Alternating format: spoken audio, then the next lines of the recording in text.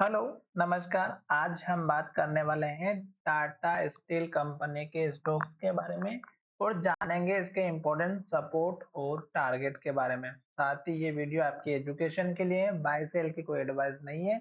फिर भी आप ट्रेड करते हैं तो अपने फाइनेंशियल एडवाइजर से एक बार जरूर कंसल्ट कीजिएगा। यहाँ पर अगर आप देखेंगे तो स्टॉक्स में मैंने आपको हमेशा से दो चीज पर ज्यादा कंसंट्रेट करने के लिए कहा है। पहला कि स्टॉक्स जब पुराने हाई लेवल के पास या लो लेवल के पास आता है तब, या दूसरा स्टॉक्स जब टॉप पर आने के बाद कैंडल ऐसी बनाए जो लो की तरफ क्लोजिंग दे। तो यहाँ पर देखिएगा कि स्टॉक्स एक के बाद एक हाई और ग्रीन कैंडल बनाते हुए जा रही थी, और जैसे स्टॉक्स पुराने हाई के पास आया और स्टॉक्स ने यहाँ पर एक तो इन्वर्टेड हैमर दी, दूसरे दिन फिर से इन्वर्टेड हैमर दी, और स्टॉक्स ने इस हाई के बाद हाई बनाना बंद कर दिया, और स्टॉक्स ने इस कैंडल के लो को जैसे ही तोड़ा उसके बाद डाउन ट्रेंड को इंडिकेशन दिया। तो पुराने हाई का इतना इंपॉर्टेंस होता है। तो आशा करता हूं कि आप इस बात का ध्यान जरूर रखते होंगे। तो यहाँ पर देख लीजिएगा इस कैंडल का हाई जो मैं आपके सामने अभी ड्रॉ कर रहा हूँ, ये कितना इंपॉर्टेंट है। यहाँ पर एक बार हाई आने के बाद दूसरी बार जब स्टॉक आया फिर से गिरावट आई, और तीसरी बार जब फिर आया तो स्टॉक्स में गिरावट आई। अब ये चीज आपको मैं बार बार नहीं बता सकता क्योंकि मेरे जितने भी वीडियो है मैं आपको अच्छे से एक्सप्लेन करके बताता हूँ। अब दूसरा यहाँ पर देखिएगा कि जब स्टॉक्स इस तरह के एक के बाद एक हाई और ग्रीन कैंडल बनाते हुए ऊपर की तरफ जा रही है, तो जब तक स्टॉक्स हाई बना रही है, ग्रीन कैंडल बना रही है और हाई के ऊपर या हाई के आसपास अगर क्लोज हो रही है पिछली कैंडल के, तो आपको वेट करना चाहिए। अब यहाँ पर देखिएगा एक इन्वर्टेड हैमर कैंडल यहाँ पर मिली थी, पर नेक्स्ट कैंडल ने ग्रीन कैंडल बनाई और हाई के पास क्लोज हुआ। फिर उसके बाद देखिएगा फिर से इन्वर्टेड हैमर कैंडल बनी है, और नेक्स्ट कैंडल देखिएगा फिर से ग्रीन कैंडल और हाई के पास क्लोज हुई है। इस कैंडल में देखिएगा ये परफेक्ट कैंडल थी इन्वर्टेड हैमर जो हमें प्रॉफिट बुक करने के लिए बता रही थी कि नेक्स्ट कैंडल इन्वर्टेड हैमर बनी, हाई बना, और उसके बाद देखिएगा हमारी पिछली कैंडल के लो के नीचे क्लोजिंग दी और पिछले कैंडल के हाई को भी ब्रेक नहीं किया, 165 रुपए 55 पैसे को। और जैसे स्टॉक्स ने इस लो को तोड़ा बड़ी गिरावट आई।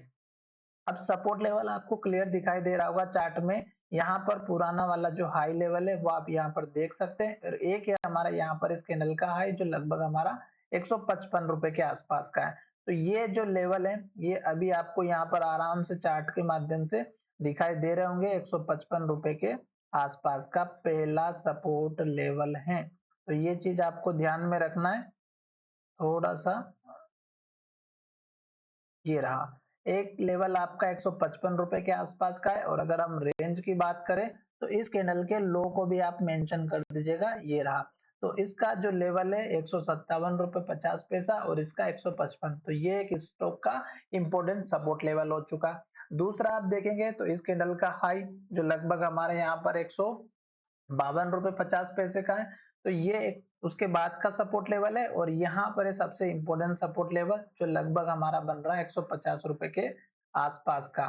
तो ये इसलिए बता रहा हूँ क्योंकि स्टॉक्स की जो डायरेक्शन है वो अप ट्रेंड में है, और स्टॉक्स हमारा हर एक जो लो है उसको ऊपर की तरफ शिफ्ट करते हुए जा रहा है। तो ये आपको थोड़ा सा ध्यान रखना है। स्टॉक्स अगर आप देखेंगे तो इस बड़ी सी रेड कैंडल के अंदर ट्रेड कर रही है, और 3 दिनों से स्टॉक्स इसी के अंदर घूम रहा है। अगर हम तीनों दिनों के लेवल को देखेंगे नीचे के, तो 159 रुपए 28 पैसा इसका लो है, 159 रुपए 32 पैसा, और इसका देखेंगे तो 159 रुपए 30 पैसा। मात्र एक ही लेवल पर स्टॉक्स लो बना रहा है। ऊपर की अगर हम बात करें तो ऊपर का जो लेवल है इसी कैंडल का अगर आप हाई को देखेंगे तो आपको यहाँ पर दिखाई देगा लगभग लगभग 161 रुपए 60 पैसा, 161 रुपए के आसपास। तो जब तक स्टॉक्स हमारा इस लेवल को कंफर्म नहीं करेगा तब तक हम कोई डायरेक्शन नहीं बता सकते। तो हो सकता है कि स्टॉक यहाँ से सपोर्ट ले और स्टॉक्स यहाँ से ऊपर जाए, पर जब तक क्लियर कट इंडिकेशन ना मिले तब तक काम नहीं करना है। हो सकता है कि इतनी बड़ी जो गिरावट हुई हो, यहाँ पर भी इस तरह के लेवल जब टूटते हैं तो सारे लेवल तोड़ के स्टॉक्स नीचे चला जाए। साथ ही इन्वर्टेड हैमर कैंडल जब बनती हैं और नेक्स्ट ट्रेडिंग सेशन में उस कैंडल के लो को तोड़ करके स्टॉक्स नीचे क्लोजिंग देता है, तो पूरे चांसेस रहते हैं कि स्टॉक्स में गिरावट हो, जैसे कि यहाँ पर गिरावट हुई, जैसे कि यहाँ पर भी गिरावट हुई। तो इस तरह के कैंडल को बिल्कुल आपको ध्यान में रखना है। आशा करता हूँ कि मेरा वीडियो आपको अच्छा लगा होगा। ऊपर के लेवल्स की अगर हम बात करें तो सबसे छोटा लेवल अगर आप देखेंगे तो ₹164 के आसपास का है। मैं यहाँ पर ड्रॉ करके दिखा देता हूँ।